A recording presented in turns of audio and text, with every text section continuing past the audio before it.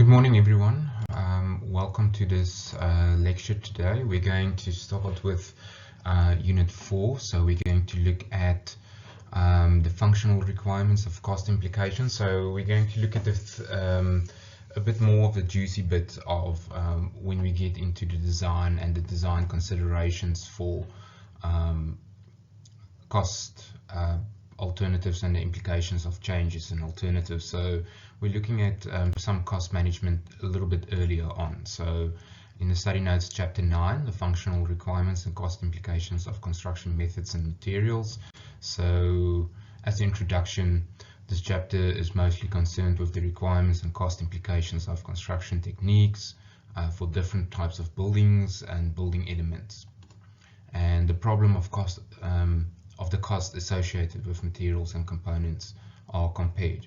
So firstly, we look at the functionality requirements of a building. So the more intensive use of high-priced land is usually equal to the increased cost of multi-story developments. So it depends on how much the land costs and whether it's more conducive to maybe try and construct more or a more intensive building on a piece of land and maybe acquiring more land. So the cost offset of and comparison between constructing high-rise buildings, which has a higher cost than low-rise buildings, against what it will cost to acquire additional land to have a low-rise building. So the social benefits should also be looked at, so ready access to town centres and facilities, reducing travel time, etc. So it's basically looking at the cost of, or the selling point of the project. Will it be able to sell because it's now nicely located, etc. Okay, so the high-rise flats usually cost more per square meter than single-story houses. So the superstructure cost includes services like lifts, etc. But if you offset that against additional land cost, then it can justify the construction of higher-rise buildings. Okay, so industrial buildings usually prefer single-story premises. It has limitations on the availability of land, car parking space, also has an influence on the decisions that will have to be made. A wide range of wide diversity of loading occurs in factory buildings. It depends on how heavy the structure is that's going to be constructed, what type of power supply is needed. Is it three phase? Is it single phase, two phase? So those are the things that you need to look at. Okay, so you've got heavy loads that may affect the choice of the site, influenced by the building design, and very heavy bearing may influence the choice between a single or a double story. So can the ground conditions carry that without adding too much cost to that building? And then you've got schools, for instance. Schools usually have the following considerations. It varies in height. So usually primary schools are single-story buildings. High schools are usually 2 to 4 story buildings, and higher education is really dependent on the availability of land, but it's usually a combination of low-rise and high-rise buildings, really dependent on the need and the available land and the available funds of that specific institution. Okay, so looking at offices, so tenants' requirements are very important and very specific usually. A developer should provide good quality office buildings with high standards of finishes. So a corporate image is usually portrayed through the offices, and then a high rents demands higher standards. So obviously the better the finishes, the higher the price you can ask for the building. But you have to look at whether the market is conducive for that or not. So the tenant wants usually includes good, simple and reliable services, attractive approach to offices, good entrance hall and flexibility in the use of the space. Dry walls might be a consideration, etc. Open plan, etc. Then we look at the substructure. So information about the subsoil conditions is vital to decide on the economics of the foundation. So this is very important. The test holes or boreholes, or this is usually where your geotechnical information comes in, will indicate what type of foundations you would need on a project.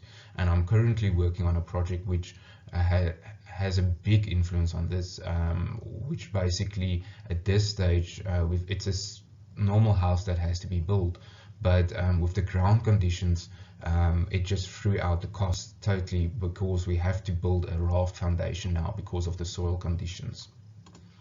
Okay, conventional strip foundations is usually used for residential houses, or is usually, and also the one that you would like to aim for, which has a lower cost usually. Okay, and it's used for residential and educational industrial buildings, lightly loaded, with subsoil, a reasonable load bearing capacity.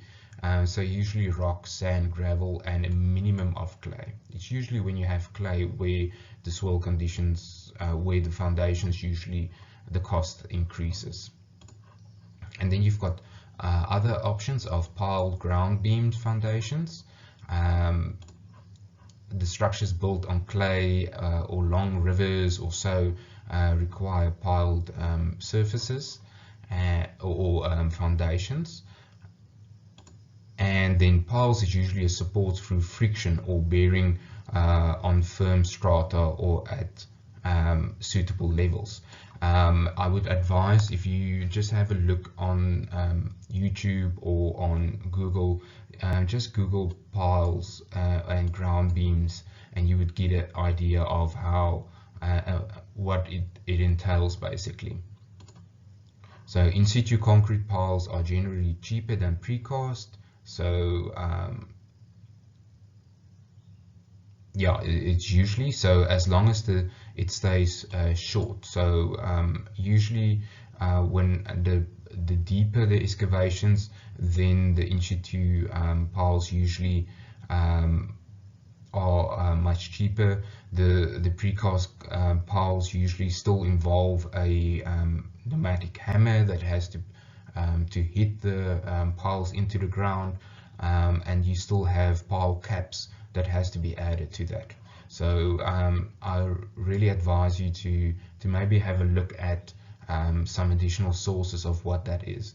Outside of this video, I'll also maybe do one or two just links to the explanation of what piles is going forward. Okay, so structural components also incorporate the following. So you've got structural forms, you've got load-bearing brickwork, reinforced concrete, structural steel and timber frames, and prepare different cost comparisons to determine the most economic construction method. There's no, in general, normal load-bearing brickwork is usually cheaper than reinforced concrete structures or steel structures. And then timber frameworks, also in South Africa, it's usually a little bit more, it's not that competitive in comparison to brickwork, but elsewhere in the world where wooden construction is more or used more, it's usually a good competitor for brickwork. So let's look at load-bearing brickwork. So load-bearing brick cross walls for buildings up to 5 stories is usually workable instead of concrete or steel construction. So that is what is usually a cheaper construction if you stick to load-bearing brick walls. Provide structural support in repetition in floors, or load-bearing walls can continue uninterrupted from foundation to roof. So if you have good foundations, you can go up to 5 stories quite easily without having too much additional costs added to the project. Okay, and then we get to reinforced concrete frames.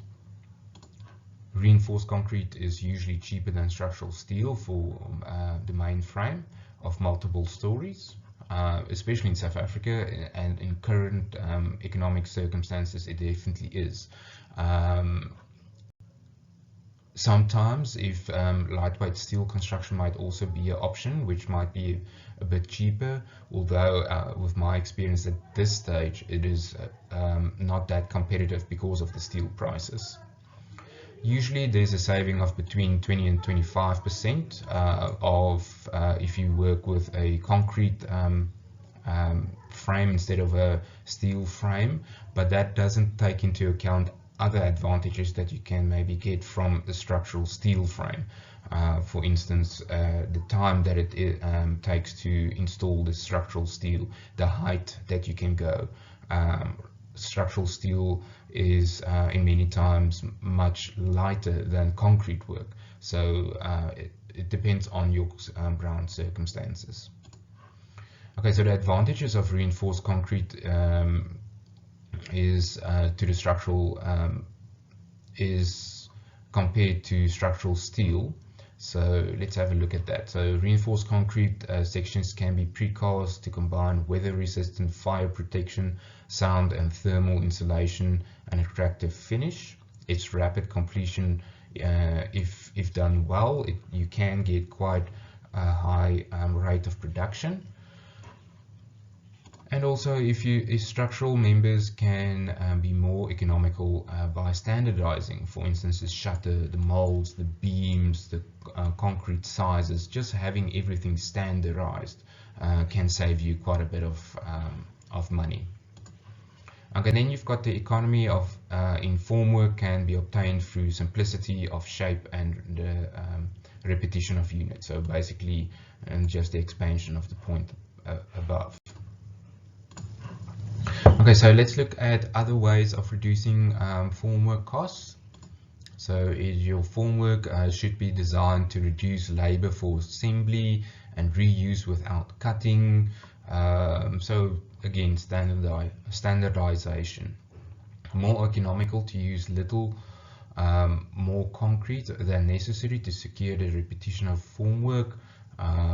So yes, you have to look at the time and the cost of actually placing your formwork, and then in comparison to just adding a little bit more of concrete to offset that additional formwork that you have to install. Okay, so standardization, column sizes, if you must reduce one dimension at a time. The main thing is again standardization, trying to stick to industry norms, etc. Okay, so establish uniform spacing to columns. Try and keep it as simple as possible. Do not try have too intricate design. And then eliminate perimeter edge beams, flat slabs wherever possible. So it's basically again simplifying the design as far as possible.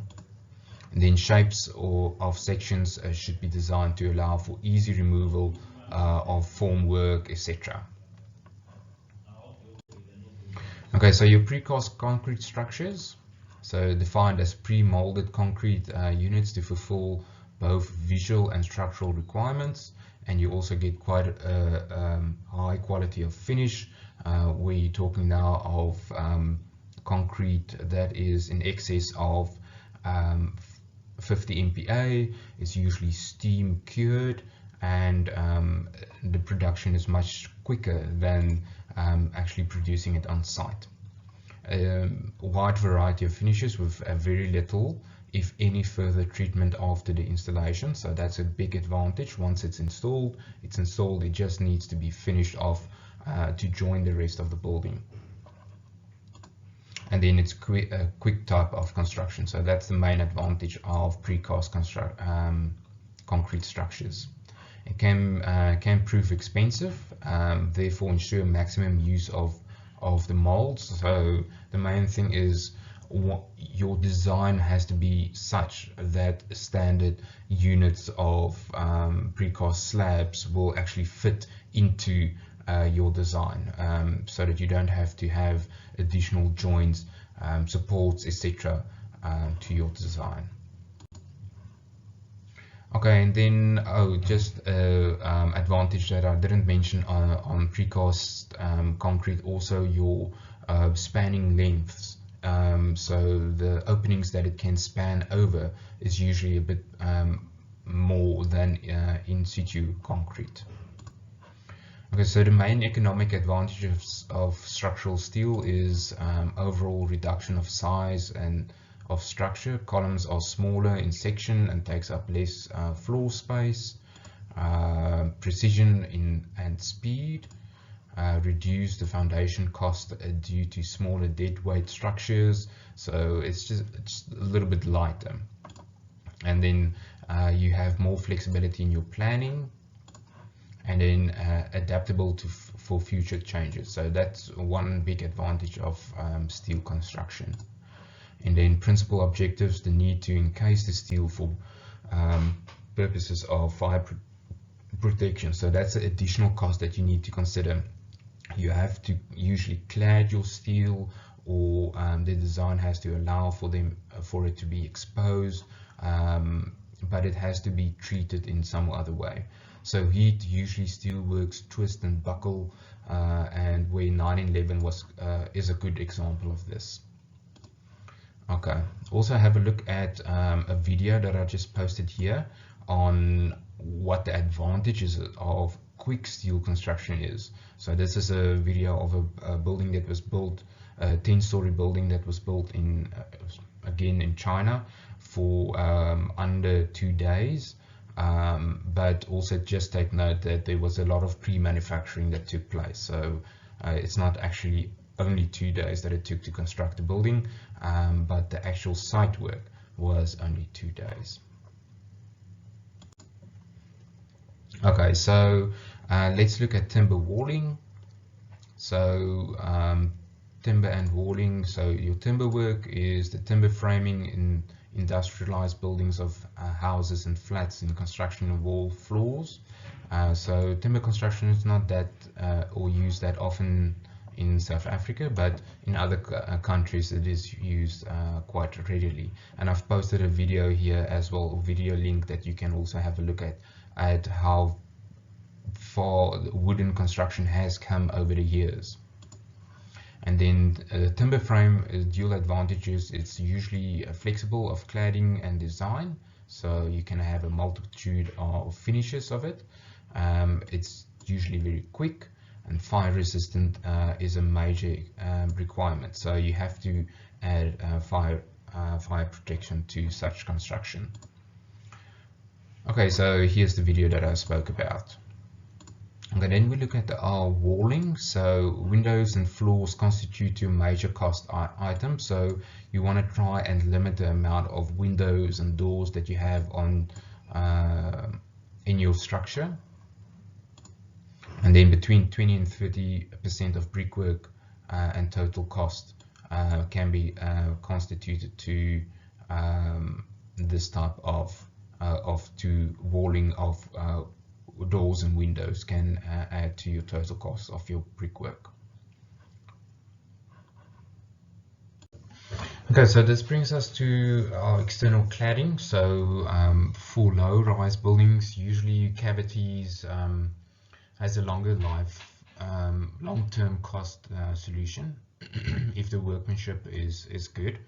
And then your stone facings are usually more expensive. Your face brick, your precast concrete claddings, etc. Stone often provides a more economical alternatives. And then also partitionings, you have to be very careful of. Partitionings can be more cost effective, but that it's usually offset by the lack of foundations and so on. And if you do not mind having a soundproof, usually if you just have your partitions with not a lot of high-end finishes, it's not being skimmed, it doesn't have isolation in for sound, etc., etc., then it's usually cheaper than your concrete or your masonry installation. But if you want to have the proper same quality as your brickwork, then usually it doesn't necessarily have the same cost saving as a half brick wall internal partition. So then we look at our roof types. So you need to the need for lift motors, rooms, tanks, tank rooms, etc. adds to the complexity of the building, and your building on top of roofs are both expensive and often aesthetically unsatisfactory. This is now usually if you have lofts, etc. But and also the design of your roof also might contribute a bit to a higher cost, because you have to bring in lights, roof lights, etc. Your pitch roofs has a lower first cost, longer lifespan, and can make provision for storage. So that is the advantage of that. Then your roof finishes also has a big influence. So the range of roof finishes are immense. You've got clay, concrete, metal, timber, synthetics, combination of the types. And then the main factors to be considered in the selection of your finishes is the provision of the impenetrable skin, does not change in the characteristics of the exposure, reasonable capital, so the capital also will have a big influence, low cost and ease of maintenance, speed and ease of replication, long life, the expectancy of it, readily available. That's a big issue at this stage. For instance, with Safintra closing down some of its plants, like for instance in the Western Cape, there's a big roofing need or backlog on that side. And then you've got your suitable visual qualities such as color, texture, scale, etc. Then the next item. Okay, so looking at the roofing cost, the usual method of investigating the cost of alternative roof types is usually as follows. Unfortunately, the only real way is to do an exercise once and to see what the cost is, because it is influenced by the availability of materials. So for instance, a steel cladded roof will have a lower structural cost to the building, so it depends on whether there's actually a local manufacturer that can produce that required roof, whether it has to be transported from the one side to the other side. So there's a couple of influences on that. That's why there's no real set rule. This type of roof covering is cheaper than the others. Okay, so but what you want to look at generally is the outline of the scope is usually determined. The details and the measures schedules for basic designs is prepared, and the variations from basic designs are considered. So I'll just show you a couple of examples just now. So the details and measures schedule for variations are prepared, and then a schedule of rates is prepared based on the agreed prices. Then your schedule of measurements are priced, and then the cost relationships are examined, and then a report is produced. So the basic design of a pitched roof incorporated with gable ends or hipped ends, so you can look at that. So usually your hip ends is a little bit cheaper because you don't have walls. If you have face brick gable ends, then the cost is even higher. I just added this types of roofs to just give you an indication. They talk about a shed roof, but this is usually just a mono pitch roof. The same with your flat roof, it falls underneath the shed roof. So you can think the lower the pitch of the roof, and if it's a mono pitch, the cheaper it will be. So that will probably be the cheapest type of roof construction. But you are limited in these types of construction to what type of cladding you can put on top of your roof. So flat roofs, usually it's only concealed fixed type of roof sheeting that you can use. And then the gable end that is talked about, and the hipped ends in the previous slide is just shown here as well. Then we get to our flooring finishes, and the sound and fire resistant requirements are usually very important. In general, concrete floors with minimal thickness is usually preferred because it's just less material, and the golden rule of keeping cost low is to keep it as small as possible and as little material to be used as possible. So the advantages of pre-cast concrete units usually is easy and speedy, and also cost of shuttering and soffits, etc. is eliminated, and it provides an immediate working area. Okay, so that's the advantages of precast. In situ slabs also provides another advantage, that it's adaptable to variations on the plan, shape and sections, and it provides the rigidity of structural frame through lateral support. So usually with your in situ structures, you have to wait a while before you can actually put a load on it and start with the next floor. So it's very important to weigh these advantages against the downsides of it. Then we get to our finishes. So the greatest range of choice of any component in a building is your finishes. It's influenced by the class of use of the building, and can constitute between 6 and 15% of the total building cost. Okay, so there's a very large regional difference in the cost of internal decorations. For instance, city versus country.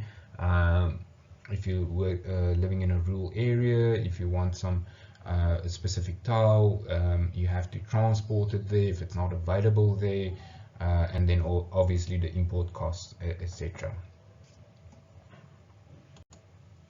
Then we get to our doors and windows. The windows and doors selection must comply with the following: ventilation, the type of building, door and window position, material fit and climate, design effects, building costs, construction processes, and the availability. So usually the architects looks at this, but as a QS and a project manager, you need to understand how the process works. And if, for instance, if you know that wood is more expensive, but you can maybe have aluminium installations in town which is more readily available, then you can also consider that and propose that to your architect to save a bit of cost. So usually your doors and windows, your timber is suitable for wet climates, steel used in dry climates, and it's usually cost effective.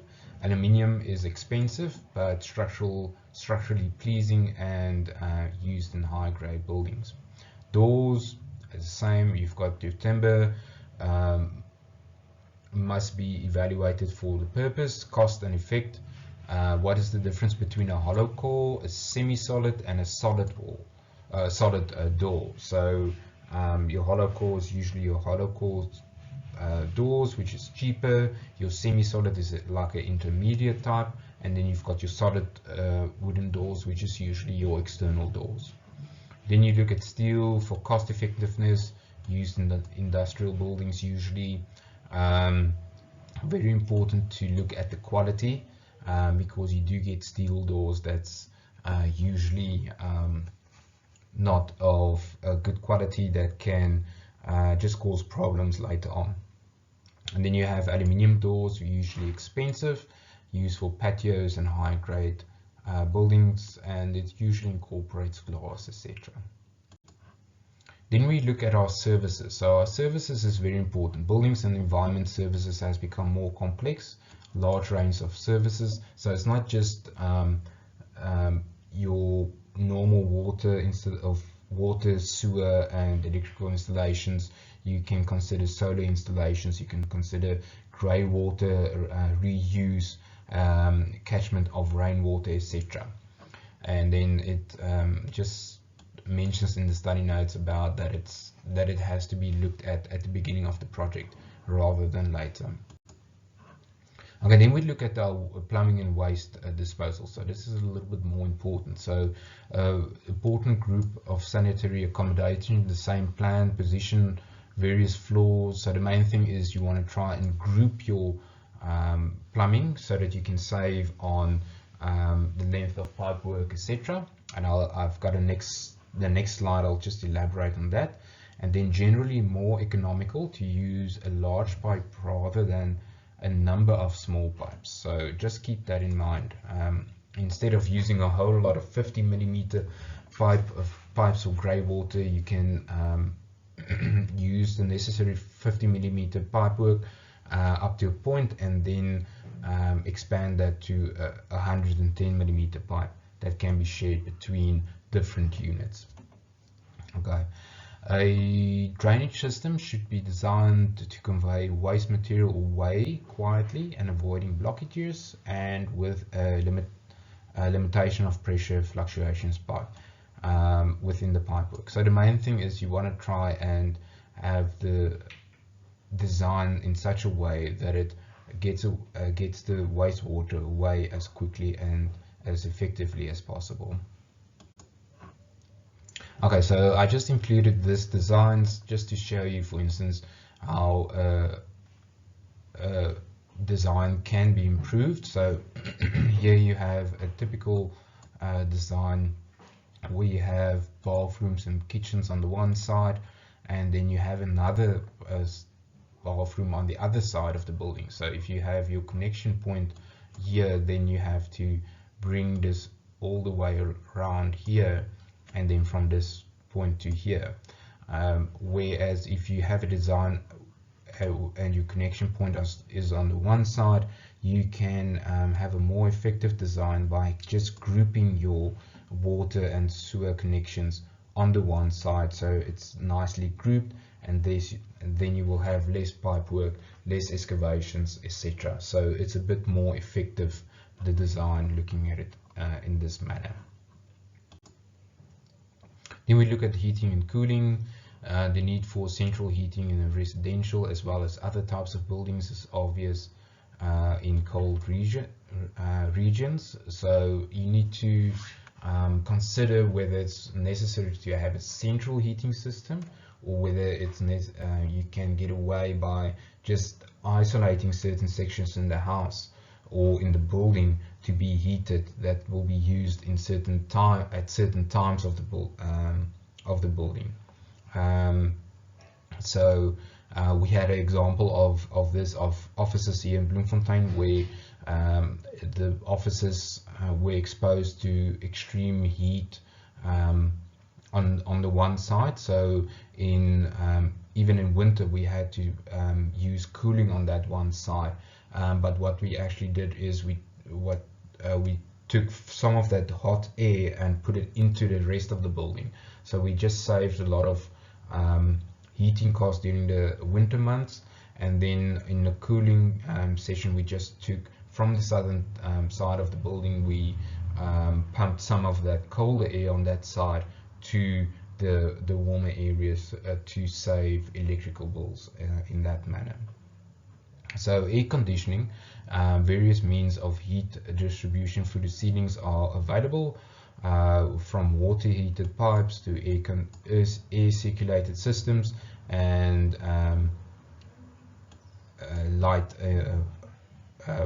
installations, etc.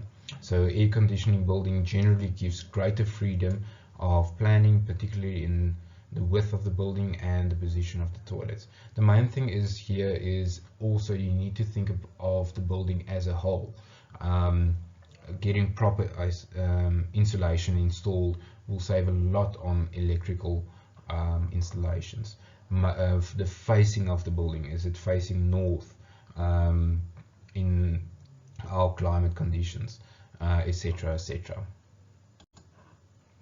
Then we look at at lifts, and the short and the long of the lifts is if you can save maybe a floor, and then reducing the need for 2 lifts instead of or the need for 2 lifts, and then you can rather install just one because of the regulations. You can save a lot of money like that, because lifts is quite an expensive installation. I had the example with the residential students the other day, where we spoke about a simple installation of a one-stop just for a wheelchair installation, where we got quotes from Otis and Schindler, and those quotes were in excess of 800,000, but it was only for a wheelchair to access the first floor. So we looked at alternatives, and in that instance we could find that yes, we could install a similar type or just a necessary required lift for 150,000 Rand instead of the 800,000. So we saved a lot of money just looking at the requirements and saving and whether we can get away with just the bare necessity for the building. Okay, then we've got our external works. This external works is the final slide. It's something that's usually overlooked, and you should never overlook the external works. That includes your electrical connection, your sewer connection, your water connections. Is services available on site? So what type of site preparation? Is there drafts, platforms that has to be built, hoarding, retaining walls, screen walls and fencing, paved areas, your drainage, your civil works installation, other external services, landscaping, is that a requirement? So your external works therefore forms a significant part of the total building cost and justifies steps to reduce cost by reducing the amount of work on the above items will have a big cost impact. Thanks everyone, that's basically the lecture in a nutshell, and all of the best.